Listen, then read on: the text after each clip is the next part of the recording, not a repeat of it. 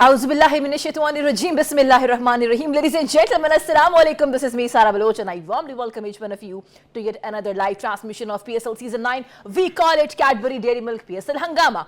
This show has been presented to you by Lifebuoy Herbal Shampoo, brought to you by Neo by Kaizen Paint, powered by HBL and refreshed by Coke. This is the 9th number of PSL Season 9. जनाब आज दो teams के बीच match है। एक तरफ है dominating Multan Sultan और दूसरी तरफ स्ट्रगलिंग पेशावर ज़ल्मी। इसके ऊपर बात करेंगे, लेकिन जहां बात होती है क्रिकेट की वहां मीठे के ऊपर डिस्कशन ना हो, कैडबरी को हम पीछा छोड़ दें, ऐसा तो हो नहीं सकता। हम सब जानते हैं कि वर्ल्ड कप में कैडबरी डेयरी मिल्क ने एक इनिशिएटिव का आगाज़ किया।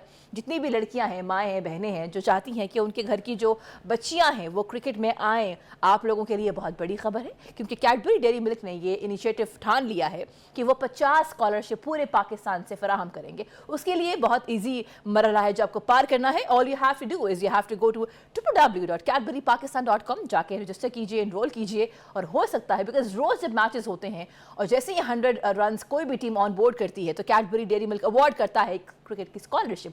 याद रहे कि वर्ल्ड कप से सिलसिला शुरू हुआ और मकसद ये है कि 6 महीने की स्कॉलरशिप फराहम की जाएगी, इक्विपमेंट वगैरह everything is going to be free of cost. तो आपको किस बात का इंतजार है?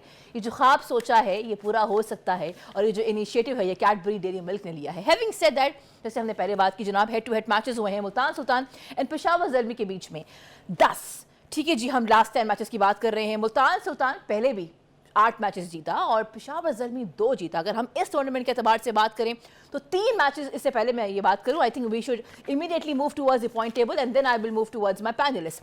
जनाब पॉइंट टेबल पे डालते हैं नजर। मुल्तान सुल्तान ने 3 मैचेस खेले, तीनों के तीनों विन किए with the net run rate of 1.165। जनाब पॉइंट्स उनको 6 मिलते हैं। फिर Quetta Gladiators on number 2, 3 matches खेले, तीनों के तीनों जीते, पॉइंट्स नंबर 6 मिलते हैं और 0.686। Then we have cotton Islamabad United on table number 3। उसके बाद जनाब we have cotton Karachi Kings number 4। Number 5 पे we have cotton Lahore Qalandars the defending champions, and then Peshawar Zalmi on the bottom of the table.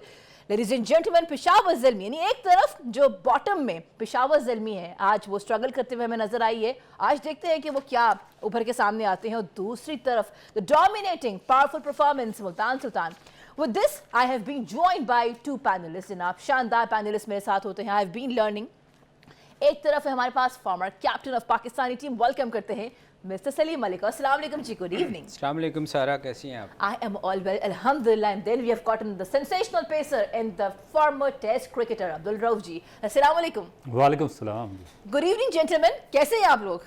सब खैरियत। आप आज बहुत ब्राइट लग रही हैं। जज़ाकल्लाह। ये देखिए, ये आप लोगों का कमेंट है। अच्छा, एक चीज़ आप नोट कीजिएगा दोस्तों, आप जो देख रहे हैं यहाँ पे हमने सी ग्रीन कलर पहन रखा है, और जो हमारे पैनलिस्ट हैं प्लानिंग करके आए थे, दोनों ने कोबाल्ट ब्लू एक ही जैसे कलर पहने हैं। तो क्या ये फूम ने बात की थी, डिसाइड किया था? सर ये कैसे हुआ? नहीं, मैंने तो आज जुम्मे की वजह से पहना शलवार कमीज, मगर रऊफ का मुझे नहीं पता। सेम कलर है जी। बड़ा मज़ा आता है जी, ये लोग हमारे साथ होते हैं, यहीं पे हम गुफ्तगू करते हैं, मैच देखते हैं। आप लोगों का साथ चाहिए। #PSL हंगामा में आपने सवाल भेजने हैं, कॉल भी कर सकते हैं। सर स्ट्रेट अवे क्वेश्चन है, बाबर आजम पाकिस्तान की टीम हमने देखी, ओडीआई में देखी, हमने वर्ल्ड कप में देखा, ठीक है, और उसके बाद कैप्टनसी में चेंजेस भी हमने देखे। एक तरफ है मुल्तान सुल्तान के हमारे जो ओडीआई वर्ल्ड कप में जो हमारी टीम थी, उनके वाइस कैप्टन रिजवान, और दूसरी साइड पे we have gotten Babar Azam. तनकीद का निशाना ऐसा बनाया कि फिर उनको खुद ही रिजाइन करना पड़ा। आज जो पेशावर ज़ल्मी के कैप्टन है और पेशावर ज़ल्मी स्ट्रगल कर रही है। सर दोनों की कैप्टनसी में, उनकी अप्रोच में क्या फ़र्क है? देखिए, रिजवान अगर लोकल लीग की बात करें तो रिजवान बहुत अच्छा परफॉर्म कर रहा है। उसकी रीज़न ये है कि उसकी टीम बहुत बेहतर है। अगर बाबर आजम को देखें कि उसकी टीम का कम्बिनेशन कोई इतना अच्छा नहीं है, तो ऑब्वियसली जिस टीम की कम्बिनेशन अच्छा नहीं होएगा तो वो कहाँ से परफॉर्म करेगी। और जहाँ तक कप्तानी का ताल्लुक़ है तो ऑब्वियसली मुल्तान सुल्तान की टीम बहुत बेहतर है, बहुत अच्छा परफॉर्म कर रही है, अभी तक कोई मैच नहीं हारी। तो बहुत सारी चीज़ें ऐसी होती हैं कप्तानी में, जब आपकी टीम जीत रही हो तो वो छुप जाती हैं। और चूँकि बाबर की टीम हार रही है इसलिए हर चीज़ उसके अगेंस्ट जाती है, हालांकि वो खुद स्कोर कर रहा है। अगर उसकी टीम साथ नहीं दे रही तो मेरा नहीं ख्याल कि उसकी कप्तानी में कोई गड़बड़ है, उसकी टीम एक्चुअली अच्छा परफॉर्म नहीं कर रही। आज देखें, आज बात करने वाली ये है, मैं रऊफ से भी पूछूंगा। देखें रऊफ, 2-3 दिन हो गए हैं, धूप निकल रही है, बहुत अच्छी खासी धूप निकल रही है मुल्तान में। पहले मैचेस में आपको नज़र आया था कि बॉल्स मोहम्मद अली और अब्बास दोनों को बड़ा अच्छा सीम मिल रहा था। क्या ख्याल है आज इनको ऐसा मौका मिलेगा? मुझे लग रहा है कि आज शायद थोड़ा सा डिफरेंट पिच होएगी। अगर सीधी खेली तो ये मुल्तान सुल्तान को के बॉलरों के लिए मुश्किल हो सकती है। मे भी शाम को अगर ड्यू फैक्टर हो तो फ़ायदा हो, मगर शुरू में आपको क्या लगता है कि इसमें सलीम भाई दो चीज़ें आ जाती हैं। एक तो जो लाहौर का पीछे आपने देखा जिस तरह यहाँ पर 3 दिन से धूप निकल रही थी तो पिच ड्राई हो गई, और दूसरा जो काफ़ी स्टेडियम में आप भी जानते हैं कि इनके पास टोटल इक्विपमेंट्स हैं कि वो ड्राई आउट कर देते हैं पिच को। कल बड़ी अच्छी इन्होंने पिच तैयार की हुई थी जिसपे कोई मॉइस्चर वगैरह और कोई हेल्प नहीं थी किसी बॉलर के लिए। मगर जब मुल्तान आप जाते हैं तो थोड़ा सा, एक तो जो स्टेडियम है मुल्तान का वो शहर से बिल्कुल हट के है, और सारे का सारा वो ना फील्ड एरिया है जहाँ पर स्टेडियम की लोकेशन है। तो फील्ड एरिया की वजह से आपको पता है कि जब आपका फील्ड एरिया में स्टेडियम होगा तो वहाँ पे थोड़ा सा मॉइस्चर तो आ जाता है, डेफिनेट आ जाता है, डंपनेस होती है। दूसरा ओवरकास्ट कंडीशन थी जिनकी वजह से थोड़ा सा मॉइस्चर रहा है। मेरा ख्याल आज लाहौर में ड्राई कंडीशन होने से सेकंड इनिंग वाले को शायद, लेकिन आज मैच मुल्तान में हो रहा है। मुल्तान में, इसलिए मुल्तान का बात कर रहा था ना कि मुल्तान में चूँकि उनको गिली थोड़ी सी मॉइस्चर वाली विकेटें मिलती रही थी। आज चूँकि 2-3 दिन से आपको पता है मुल्तान है भी, वैसे भी गर्मी बहुत ज़्यादा पड़ती है, अगर धूप निकल आए तो उसका एडवांटेज जो है वो जो उनको मिल रहा था मोहम्मद अली और अब्बास को, बॉल ना थोड़ा सा रुक के आ रहा था, सीम हो रहा था, स्विंग हो रहा था। आज देखना है कि आज क्या ड्राई कंडीशन में वो ऐसी बॉलिंग कर पाते हैं कि नहीं कर पाते। तो जहां बात हो रही है ड्राई कंडीशंस की, वहां पे we have gotten this pitch report. देखते हैं कि क्या कहती है pitch report. Okay, so we were going through the pitch report, इसके ऊपर डिस्कशन करेंगे। Sir I know you have to say something, लेकिन कमर्शियल आते हैं तो हम रुक नहीं पाते, साथ रहिएगा बिकॉज वापस आके हमें डिस्कशन करनी है आज की प्लेयर्स कौन है जिन पे हम सब की होंगी नजरें। Stay with us.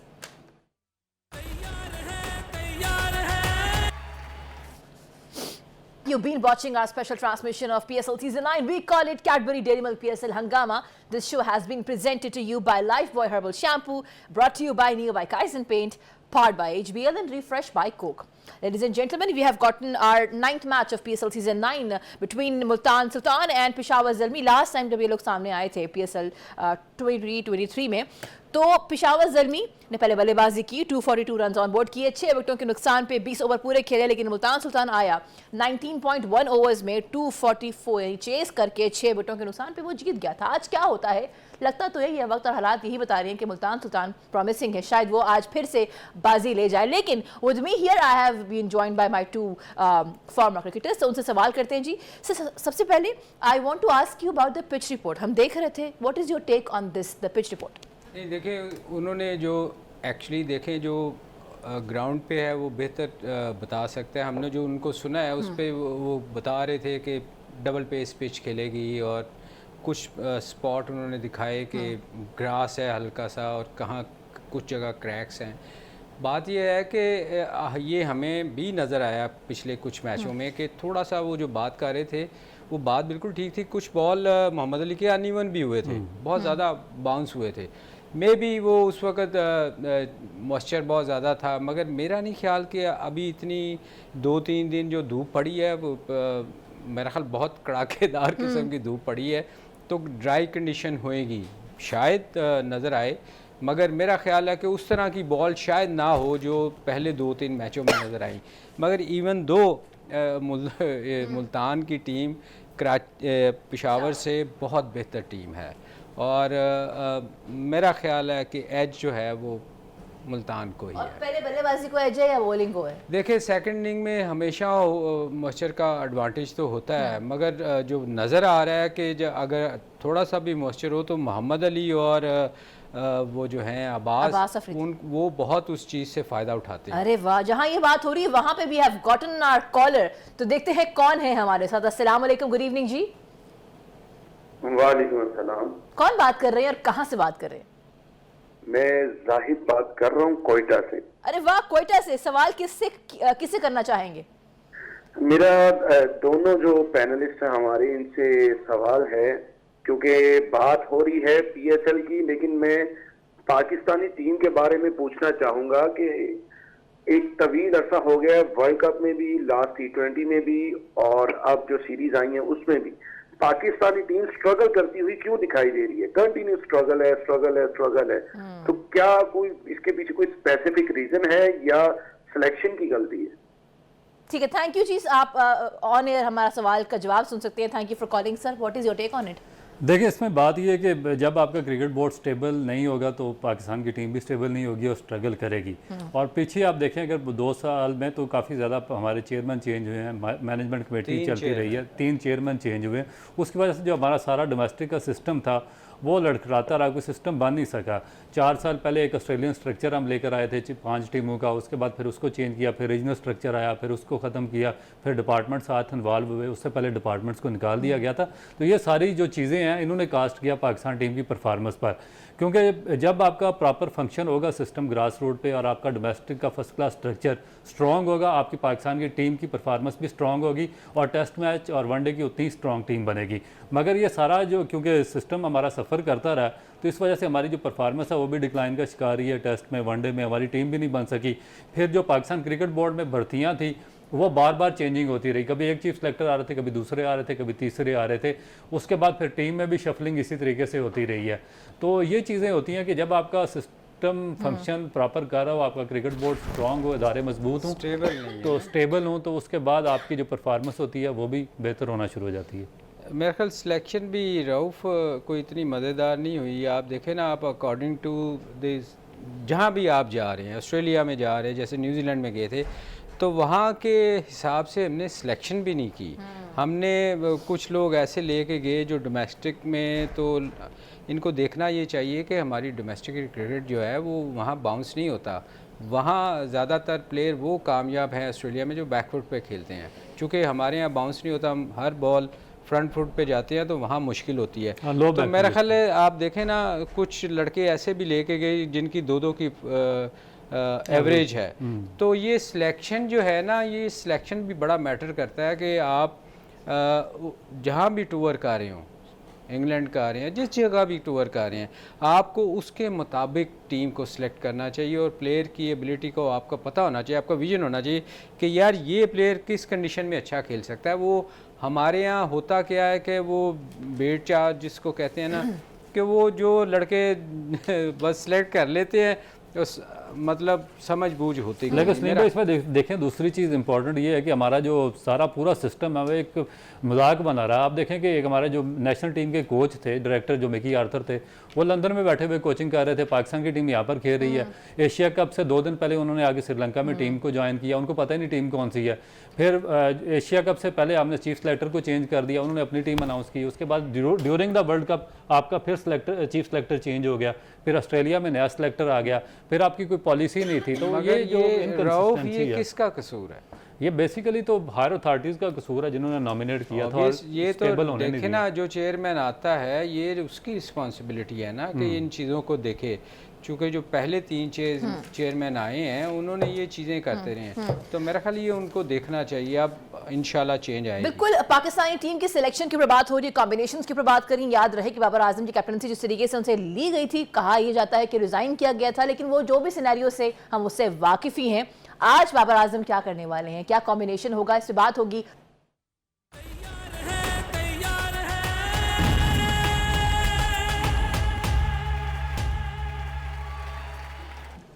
You've been watching our special transmission of PSL Season 9. We call it Cadbury Dairy Milk PSL Hangama.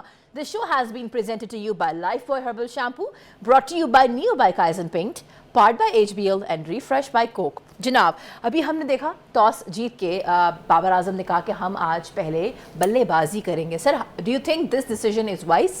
नहीं, देखें मेरा ख्याल है उसने ठीक किया। उसकी रीज़न ये है कि सुबह के टाइम थोड़ा सा ड्राई कंडीशन होएगी और जो शाम को उनको सीम मिल रही थी मोहम्मद अली और बाकी फास्ट बॉलरों को, मेरा ख्याल उसको उसने ये सोचते हुए उसने बैटिंग की है ताकि वो उनको जो शाम को जो अगर थोड़ा सा बहुत बॉल पिच पे स्विंग मिले तो उससे वो फ़ायदा उठा सके। अदरवाइज़ मेरे ख्याल में शाम को बैटिंग वाले को हमेशा एडवांटेज होता है पर जो उस वहाँ की कंडीशन बता रही हैं कि वो शाम को फास्ट बॉलर को ज़्यादा सूट करती है वहाँ की पिच मुल्तान की।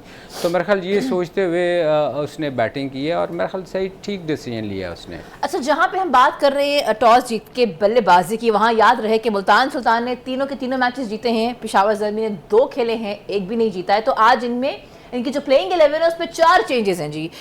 आरिफ यकूब को रिप्लेस किया है मोहम्मद जीशान ने, ये बात कर रही हूँ पेशावर ज़ल्मी की। नवीन उल हक रिप्लेस हुए हैं, जनाब वकार की जगह पे वो आए हैं, और हसीबुल्लाह आए हैं कैडमोर की जगह, और आमिर जमाल, द सेंसेशनल आमिर जमाल, जिनको हमने बहुत बेहतरीन परफॉर्मेंस करते हुए देखा ऑस्ट्रेलिया की सीरीज़ में, उनको आज रिप्लेस किया है पॉल वॉल्टर में। Are you satisfied with the changes in Peshawar Zalmi Rauf?